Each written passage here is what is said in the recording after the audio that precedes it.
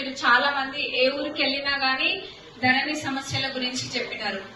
ఇది చాలా ఇబ్బందికరమైన సమస్య కాబట్టి కాంగ్రెస్ ప్రభుత్వం అధికారంలోకి వచ్చినాక మరి భూమి ఎవరైనా భూమి అంటే ఏదో ఉత్తగా ఏదో ఒక వస్తువు లేకపోతే ఏదో కాదు. ఆ భూమి పైన మనకి ఒక అన్ని కనెక్షన్ ఉంటది. అంటే ఒక ప్రేమ పెంచుకుంటాం భూమి పైన. భూమి అంటే మన దాంట్లో భూమి మనకు కాకుండా పోతుంది అన్నప్పుడు ఆ బాధ చెప్పలేని బాధ.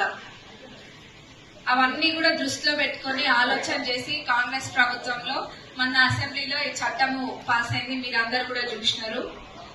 దీని ద్వారా భూభారతి ద్వారా ఏ భూమి సమస్యలున్నా గానీ తప్పకుండా తీర్తాయి.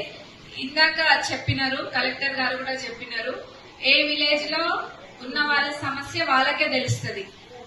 అంతే కదా, మీ ఊర్లో ఏమైతుంది అన్నది ఎంతటి నుంచి ఏమైతుంది అన్న దానిపైన ఊరు వాళ్ళకి ఎక్కువగా అవగాహన ఉంటది.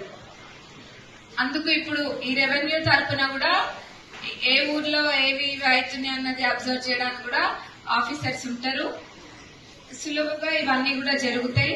మరి భూభారతి చట్టం అందరికీ, ముఖ్యంగా జనాలందరికీ, రైతులకి, ఇంకా భూమి ఉన్న ప్రతి ఒక్కరికి కూడా దీని ద్వారా న్యాయం జరుగుతుందని ఖచ్చితంగా చెప్తున్నా.